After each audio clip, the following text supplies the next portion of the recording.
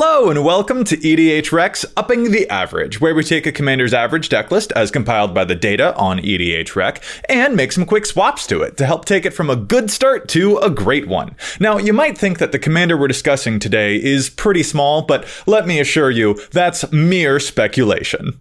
Urtet, Remnant of Memnarch is our latest 5-color commander, and at last it gives us a home for a dedicated mirror deck. Every time we cast one of those little robots, we get additional mirror tokens, and Urtet untaps them on combat. And once we have enough of them in play, Urtet can even start pumping them all up, too. Urtet's EDH Rec page is exactly what you'd expect, all the mirror in the world. This might be a newer commander, but it's intensely popular, already shooting up to over 1,200 decks since release. Players have clearly been waiting for a solid mirror commander for a while now, and seem very happy that Wizards of the Coast has finally delivered. So let's get going. We'll take Urtet's average list from the average deck feature and import it to the Architect deck building website. As always, any swaps we make to the list must either keep the total price cost neutral or else help lower the overall cost of the deck. Alright, I'll be honest, I think this average list makes it pretty hard to get your bearings. It took me a while to feel at all comfortable with how this deck works, because the reality of Urtet's strategy is pretty difficult.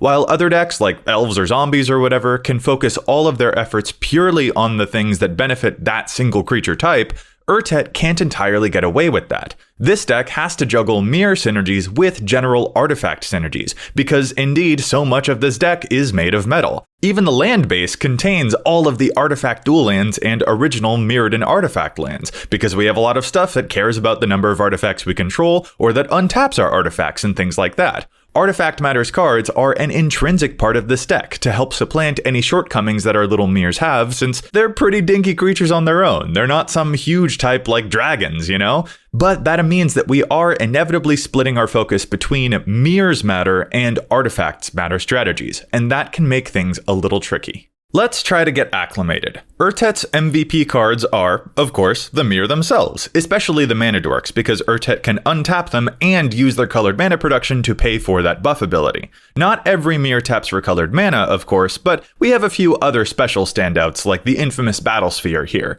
The Well of Good Mirrors unfortunately dries up pretty quickly, although I'm definitely impressed by the mirror helper cards like the Turbine, the Matrix, or Mirrodin Besieged to make even more mirror. And frankly, I like some of the other general payoffs here too, such as Kindred Discovery. Note that Cryptolith Rite is a huge all-star, turning all our creatures into mana dorks that Urtet will untap, making things super flexible for us and dramatically improving our mana output.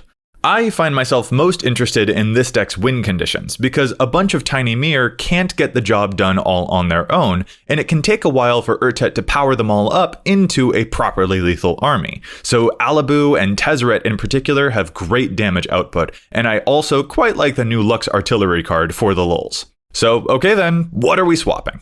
There's an awkward reality to decks like Urtet. Like, on the one hand, you'll have players who want to build this deck because it's just full of all of the fun, dorky mirror. And then on the other hand, you'll have players who definitely want to build this deck because, yeah, they like mirror, but they won't have fun if the deck is dead in the water. You know, they want it to be capable of actually winning and doing big, cool stuff. And that means they'll have to tune up the deck, and in so doing, cut some of the mirror out of the deck to make room for cards that ensure the deck actually packs a punch. And those two drives can feel at odds with each other. I totally encounter this type of conflict with some of my own decks, and I definitely feel it for this average Urtet deck list as well. Like, yeah, you want the deck to maintain some amount of that core identity that made it so appealing to build in the first place. So if you end up cutting out a bunch of mirror from the mirror deck, and if those cards get replaced with stuff that feels more generic or good stuffy, then yeah, it can start to feel like, well, okay, what was the point of building a mirror deck in the first place then? On the same token though, if the deck is so committed to theme that it just kind of constantly flounders and it never really packs a wallop, that can also start to compromise your enjoyment of the deck too. That right there is a very tough line to draw, and each individual player is going to have to draw that line for themselves. For my part here, I think this average deck list is slightly overdoing it on the theme, and therefore misses out on some of the cool stuff that it is actually capable of. While a lot of these mirror are very, very adorable, I want to make sure that the deck can actually pull off the cool, splashy stuff that makes us drawn to the commander format in the first place. So look, we have a lot of creatures here, and several of them are perfectly fine, but several of them are just not. Even if they come with additional bodies attached to them because of Urtet making a token, I still think some of these creatures will just leave a lot to be desired. Specifically, Parcel, Perilous, and Scrappling Mirror feel super not good. And further, I also don't really like the Custodian or Mirror Superion. Like, Custodian is fine, but it's meh, I guess. And Superion is actually harder to cast than it looks. Not every mirror makes mana, you know? I wound up with this card stuck in my hand more often than I liked, and a vanilla 5/6 isn't a huge deal in Commander. Don't worry though, even if we're cutting out these 5 mirror, we still have 23 other mirror in the deck, and no less than 7 other mirror token makers. So I actually think that we started off flush with more mirror than we needed in the first place. And I'll get to the cards that I'm adding in a second, but there's one other group of cards here that I grew critical of that I would like to tackle first. And as weird as it might be, they actually turn out to be the pump cards. Forsaken Monument and Tempered Steel did not wow me. And since Forsaken Monument is a decently pricey card, I think that's especially worth taking note of. And like the extra mana production and life gain that the Monument would theoretically provide are, in my opinion, also kind of negligible. We actually have very few colorless mana sources that it would amplify, for example. One particular reason these cards bugged me though is that, well, if we want pump, technically our commander can do that already. But the other reason is that I already know that other forms of pump in the commander format tend to go a lot bigger than just the +2 that these cards provide. For example, Door of Destinies or Shared Animosity can get really out of hand when you have a lot of bodies on the battlefield. But at the same time, I get it, because cards like Door of Destinies are like $15 these days. Anyway, I like the idea that these 2 cards are after, but I think there are other cards that will pack more punch. And they both happen to be less expensive than the Monument. First, of course, is Mirror Entity, which is a changeling, and it can turn all of our 1/1s into total beef sticks. It's just a classic of the genre. And second, y'all, I really like mechanized production in artifact decks. Like, if we put this card onto, say, a Mirror Matrix, that's just incredible. And remember, you don't need 8 copies of the things that you enchant to get that win the game trigger. You just need 8 artifacts that share a name period on your battlefield, no matter what you're enchanting. So the 1/1 mirror tokens will still win us the game even if we've enchanted a matrix or a battle sphere or what have you. This card's just great. It totally belongs here. I'm actually going to add one more changeling spell in too, and that's the classic card Crib Swap. I don't know, I just really like it. We could use one more removal spell here, you know, why not? And this one produces a token off of Urtet's ability, and I just think that's pretty dang useful. Sadly, there's another thing that I found this deck struggles a lot with, and that is running out of steam. A single board wipe tends to mean we're kinda toast, with few cards in our hand and only a scant few cards that can help us recur anything. That really needs shoring up for this deck to make a long-lasting impact. So let's start off with some extra card draw. The first one I want to get in here is Shimmer Dragon. Tapping our mirror to draw cards, which Urtet will then untap for us. Gold. That's absolutely gold. This card's bonkers, and it's only $1 after its recent reprinting.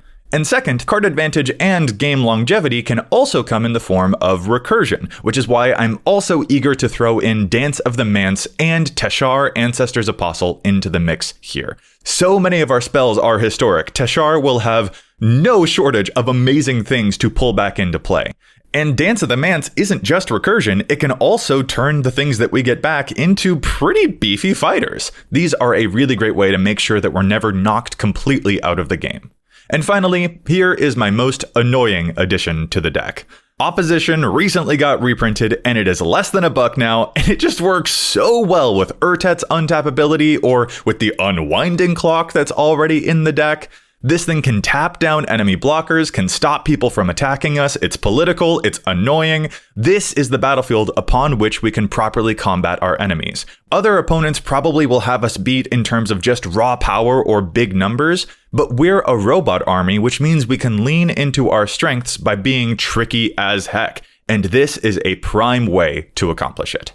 Those are my official swaps, but before we go, let's cover some quick honorable mentions. First, if you're going to build this deck on an even higher budget, there is plenty of room to grow. I mentioned some pump effects earlier, and those are certainly excellent payoffs if you want to pursue them. If you find your way into an Urza, that will also be very, very powerful, because tapping the artifacts for excess mana can get really out of hand with Urtet's untap ability.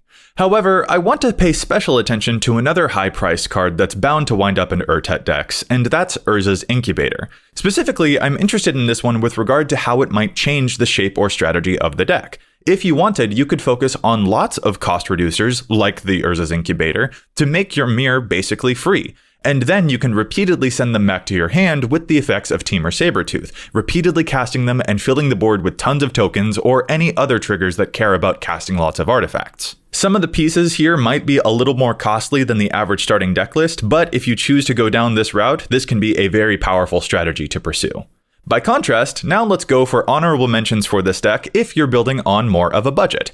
Well, as is often the case, something like $140 of this deck's price is wrapped up in just 5 cards. These 5, to be precise. So if you ignore those, you drop the cost of the deck by quite a substantial amount. And there are a lot of things that you could pursue in their place. Sentinel Hierophants and Glare of Subdual are yet more ways to take advantage of the tap-untap mind games this deck can produce, and Drumbellower catches my eye in that regard as well. Certainly look into other changelings for the deck should the need arise and you want to make even more of those tokens, but I think there's also an interesting conversation to be had about type-changing cards like Maskwood Nexus, turning all of your stuff into Mirror. Some players may not find it to be completely necessary, but I think it's got a lot of potential if you're willing to commit to the bit.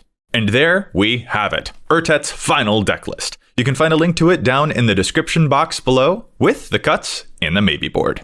I hope you've enjoyed this tete-a-tete, and if you have any other recommendations that you'd like to make for your fellow Mirror players, make sure you leave those suggestions down in the comments below. Thanks so much for watching.